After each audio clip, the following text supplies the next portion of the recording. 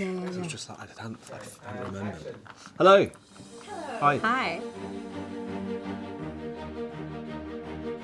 I think the main thing we can expect is it's a really nice mix of fairy tale and reality, I think. It's all about...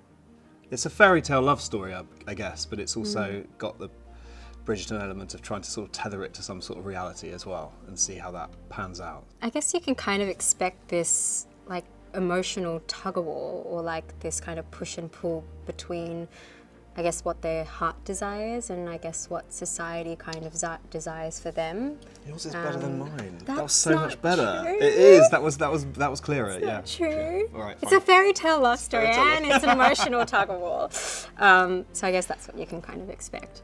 The obvious one is roller coaster, but I'm going to say something new. And I'm going to say prismatic. Nice. Great. I'm using that as a metaphor Yeah, for that's like a good one. the character for when, you know, before she meets Benedict and kind of after. What And does prismatic mean? it's like, you know, like the properties of like Of a prism, like that's when the really light good. comes When the in light and then comes it in. like goes into a rainbow. That's Yeah. That's really, really beautiful. So I'm going to say that as a metaphor, a I think scientific metaphor. I'm going to leave it with that. That's a Yeah. great one. I think with Benedict, it's always been about sort of trying to find some sort of solid thing that he's able to sort of feel himself sort of commit to something rather than flit around. He's a man of sort of many interests, and that's great in some ways, and in some ways though can betray a sort of sense of being a little lost or a little bit restless, and that goes quite deep, I think.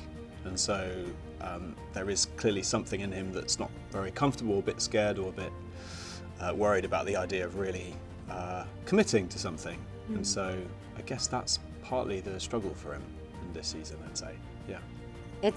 I mean, it's kind of incredible because I guess I just never saw myself wearing clothes or even like maid's clothes in that kind of Regency period. I just never saw myself in those dramas. So even just trying them on has been like so new and fresh, and you know, it's not just contemporary clothes. So in a way it's really refreshing, and I feel really honoured to be able to wear those clothes that people love seeing, the Bridgerton gowns and everything. So yeah.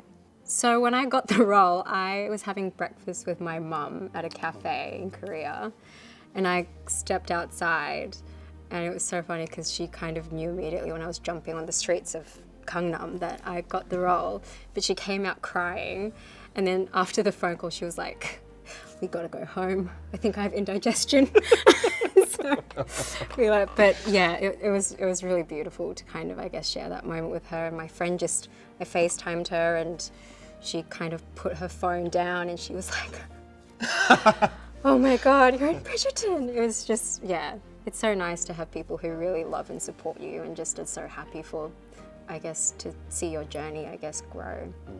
I don't think there's like enough words in the dictionary to describe what it's like joining the family, but I'm just very, very grateful, and everyone has welcomed me with open arms. So yeah, it's been a lovely experience so far. And it's yours now. Ours. It's yours now. Ours. Yeah. Hi, Shondaland. Check out our latest interview on shondaland.com.